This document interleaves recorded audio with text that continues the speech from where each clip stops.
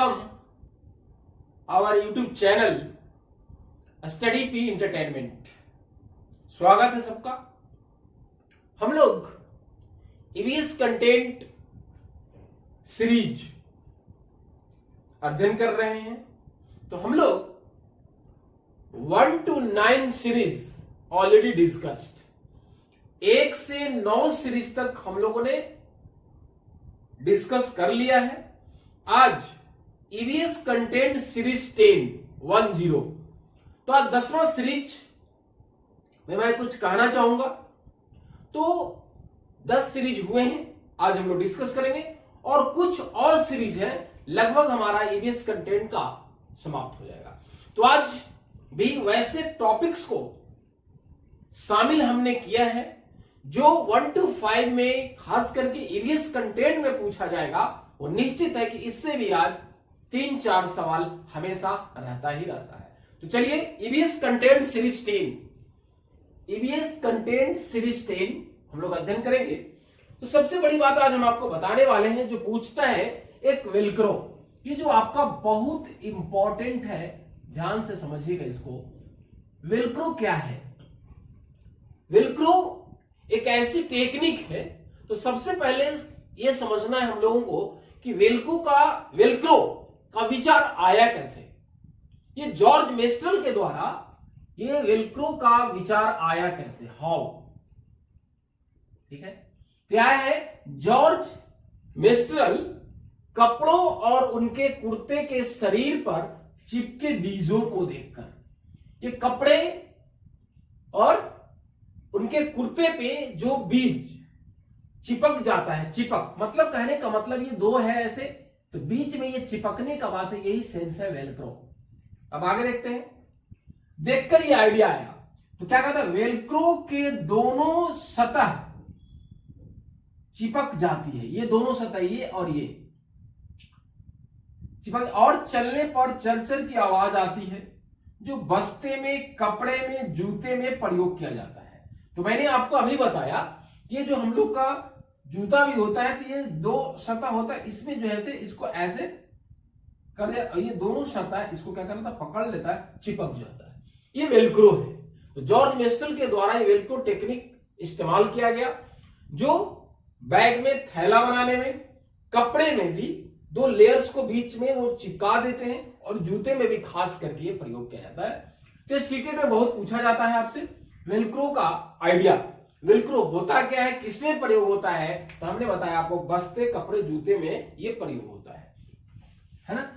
ये वेलक्रो ये बहुत ही इंपॉर्टेंट पूछता है, ये मैंने आपको बता दिया, ये ध्यान रखिएगा। वेलक्रो क्या मैंने कहा कि दोनों सतह के बीच में चिपक जाता है ना। तो सैंडल में, जूते में, सारे में प्रयोग होता है। अब हम लोग चलते हैं, जो दूसरा सवाल है, टॉपिक है मिड डे मील, मध्याह्न भोजन। तो मैं आपको सबसे पहले ये बता दूं, मिड डे मील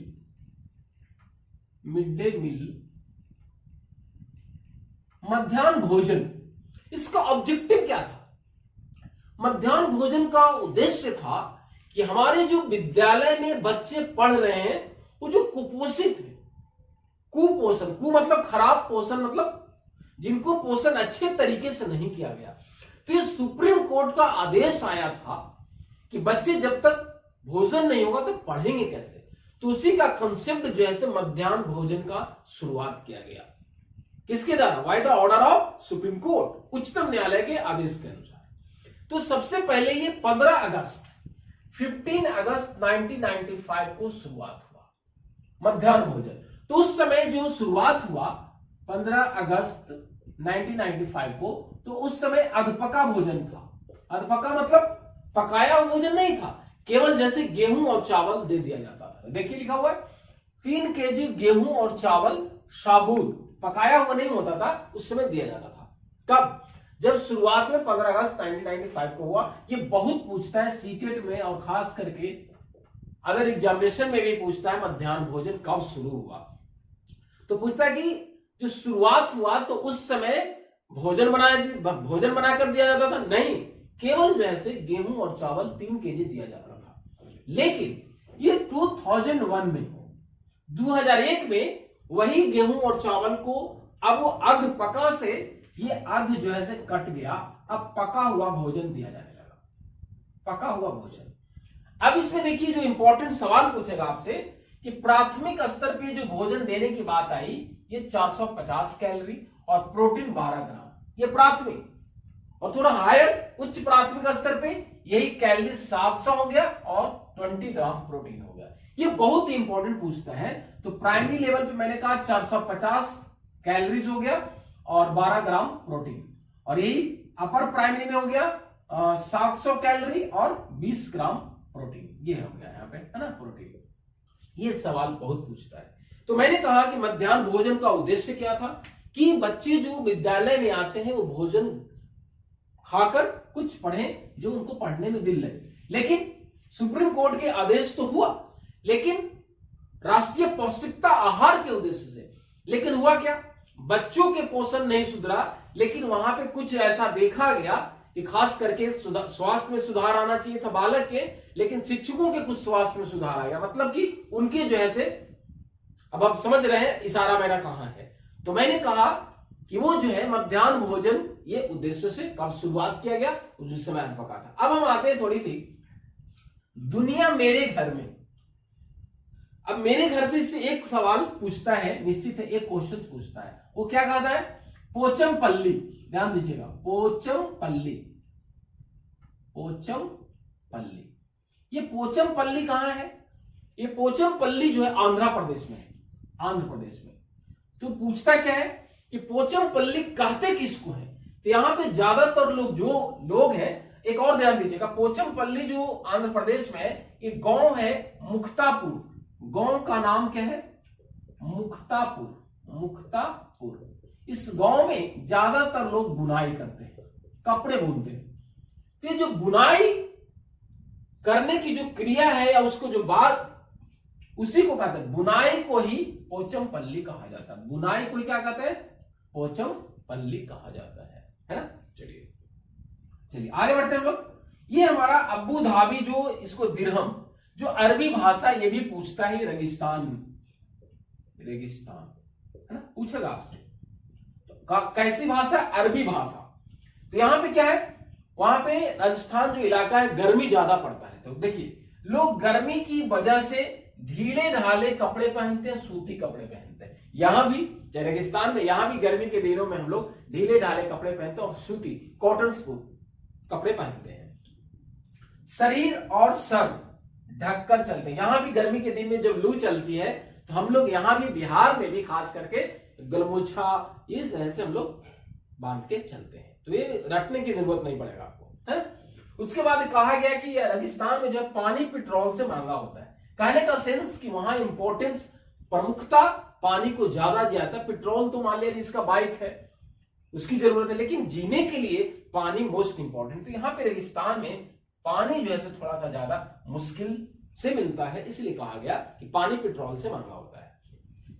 अब यहाँ पे जो पेड़ होंगे खजूर के ज्यादा होंगे, खजूर के पेड़, है ना, किसका, खजूर का पेड़ अब ज्यादा होता है। चलिए ये मैंने अभी आपको बताया जो रेगिस्तान से रिलेटेड है। एक जो सबसे ज्यादा सवाल पूछाता है कि कौन सा जानवर कितना घंटा सोता है, ये बहुत सवाल पूछा जाता है, कौन से जानवर कितना घंटा सोता है ना। और एक पक्षी है स्लॉथ, स्लॉथ, इसके बारे में हम आपको बताएंगे, इससे भी बहुत ज्यादा सवाल पूछते हैं। ये उल्टा लटक कर सोता है स्लॉथ। ये जो है अब आपको बताएंगे कि 3 सप्ताह 1 सप्ताह में सोच के लिए जाता है। तो स्लॉथ के बारे में हम आपको बताएंगे डिटेल से, इससे भी सवाल पूछता है। लेकिन एक मैंने आपको बता दिया अभी कि स्लॉथ एक ऐसा पक्षी है जो कैसे उल्टा लटक के सोता है, ध्यान रखिएगा इसको। चलिए तो कौन सा जानवर कितना घंटा सोता है, तो देखिए गाय कितना घंटा, 4 घंटा, ये मैंने लिख दिया घंटे में, गाय 4 घंटा। अजगर कितना घंटा सोता है, 18 घंटा। गाय 4 घंटा, अजगर हो गया 18 घंटा। और जिराफ, जिराफ कितना सोता है, 2 घंटा।